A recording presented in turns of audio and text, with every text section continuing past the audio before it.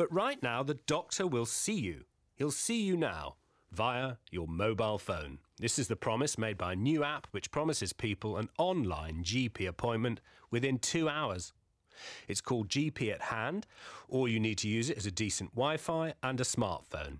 You also need to live or work in the pilot scheme area, which is London. But if it's successful, it could be rolled out elsewhere. It's effectively an NHS GP practice, but to offer it, the health service is working with a private company called Babylon.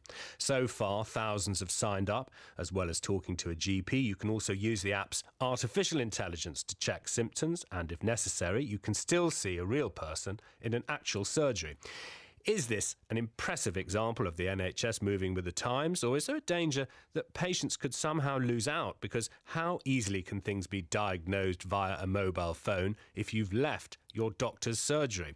The Royal College of GPs has warned it may not be appropriate for those with complex health needs. In a moment, we'll meet a GP who's got worries about this service. But first, I'm joined by Dr. Mobasher Butt, who's a GP and medical director at Babylon Health. Hello, Dr. Butt. Hello, hi. What's the best way it could work in your view? Well, this is really a revolutionary new service, as you said, called GP at Hand, and it allows patients to see an NHS GP from their smartphone 24 hours a day, 365 days a year. And it really is one of the most exciting things that has happened in the NHS in decades. By registering with the GP at Hand service, you can book an appointment within seconds, so no longer having to wake up at 8 o'clock and wait to get through to the surgery. And you can see a GP via video call within minutes, so all from your smartphone. And it's literally slashing waiting times from the current 2-week average to 2 hours. And because most of these appointments can be done on video, you can be at home, you can be at work, or even out and about. You just need a private space and good internet connectivity. And what sort of things are being diagnosed at the moment via this system? And what kind? Is it common colds? Is it people saying, that's a very dangerous secondary symptom of an underlying risk? What kind of diagnoses are coming through? The wonderful thing about this service is it's capable of diagnosing the full breadth of issues that would present to a GP. So it is exactly the same as going to see your GP. Except that I'm not there. He can't touch me, he can't feel me, he can't see me, can't look at me, can't ask me to turn round. I mean, it's not the same, is it? Because it's virtual. I'm a GP, and in general practice, we've been doing remote telephone consultations for years. And what this does is, by adding video, we're adding an extra layer of information, an extra layer of safety. And by improving access, what we're doing is allowing patients to see your GP as quickly as possible. Now, in answer to your question in terms of what can you do and see, it's actually remarkable the amount of things you can safely treat by seeing a patient on video, by examining them on video. Now, of course, there are always going to be patients that need to be seen face-to-face. And that's the wonderful thing about the services. There is still provision for face-to-face care. It's not replacing that. It's just adding a really convenient access point as your first port of call. And you're not going to catch my stinker of a cold. Well, that's also, I suppose, an added benefit of the service. Well, now, thank you for outlining it at the moment. So there it is. It's an app on the phone. It's a video consultation. It takes waiting times down from 2 weeks to 2 hours.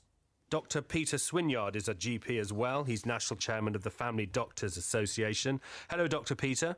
Hello there. Well, you must love the idea of this. Yes, I like holes in the head as well. It isn't my favourite innovation, I would have to say. No, I know. Because of various really important things that it doesn't do. Firstly, you lose that personal contact between the GP and the patient, and I'm afraid that seeing an image of a GP on a video link is not the same as seeing a GP in person, and this is just pandering to the wishes for quickness and convenience, rather than thinking about why people actually go to see their GPs and what they need at the time. And an awful lot of what we do as GPs is assess people as they walk through the door, as we talk to them on the phone, and you get much more information from that personal contact. The other thing that really bugs me, and my colleague who's just been speaking talks about a full breadth of issues. Well, if you look at the website, there are a whole load of people they discourage from registering, like women who may be pregnant, adults who may be needing safeguarding, or people with complex mental health conditions. This is the bread and butter of general practice, which they're rejecting in favour of cherry-picking the easy patients, getting the money from them. And I think a lot of people who use this service don't realise they are deregistering from their NHS general practice to register with this service. And that means that should they actually want to go to their local GP surgery, they can't do it anymore. They have to go to one of the, I think it's 5 GP surgeries within the area covered by GP at hand, which may be quite a distance from where they actually live or work, in terms of travelling times in London, which, as we all know, are much greater than they are in the sticks. Let me get a reaction from that. So let's just deal with part of this, Dr. Mobasher Butt. I deregister. Does everyone who signs up to GP at hand know that by doing that they're deregistering from their existing arrangement? Absolutely, and that's made very, very clear to patients. And that's precisely why the NHS has recommended a list of possible conditions where it would be prudent for a patient to contact us for information prior to registering. The truth is, we haven't had to refuse anyone from using our service, and actually it's been hugely helpful for all sorts of patients, not just young patients or healthier patients, but actually, if you think about it, patients who struggle to get to their GP, patients who have mobility issues, patients who might have a carer who accesses care on their behalf. This type of service is invaluable for them. Dr. Peter?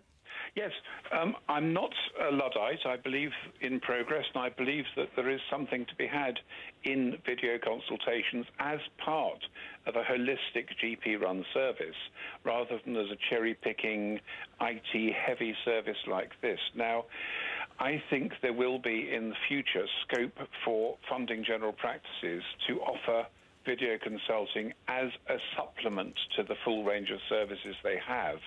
And I entirely take my colleague's point that there could be times when it is more convenient not to leave home and to see someone on the end of a video link.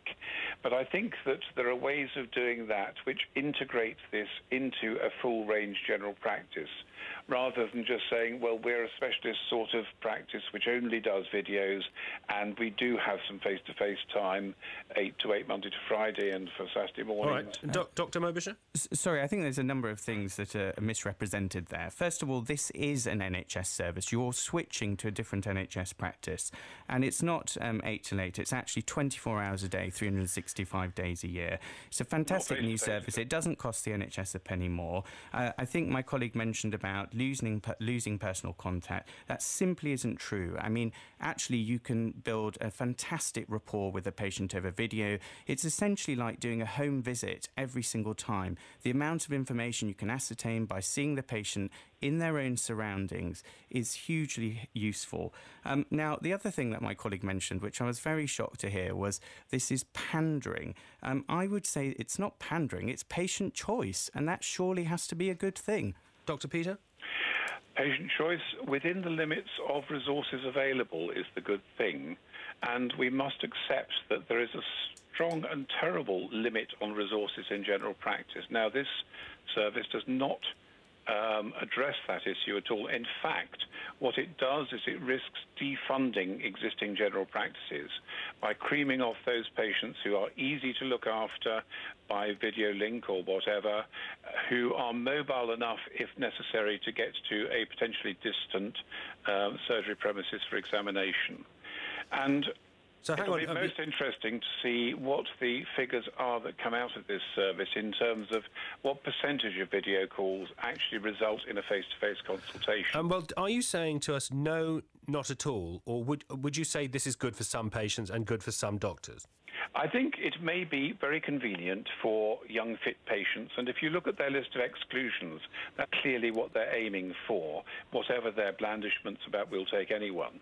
Well, I think that's simply untrue. I think that's simply untrue. They're not a list of exclusions, and to say that it is misrepresenting what we're talking about here. They are simply a list of conditions where it would be prudent for someone to seek advice. And as I've said clearly earlier in this conversation, we haven't had to exclude exclude anyone. And you agreed with me that actually there are patients where it could be very useful for them, including those patients where they might have mobility issues, they might have complex care needs. Dr. Peter? Yes, well, you see, if someone has mobility issues and complex care needs, they are the very group of most vulnerable patients who need a personal face-to-face service, not a video service.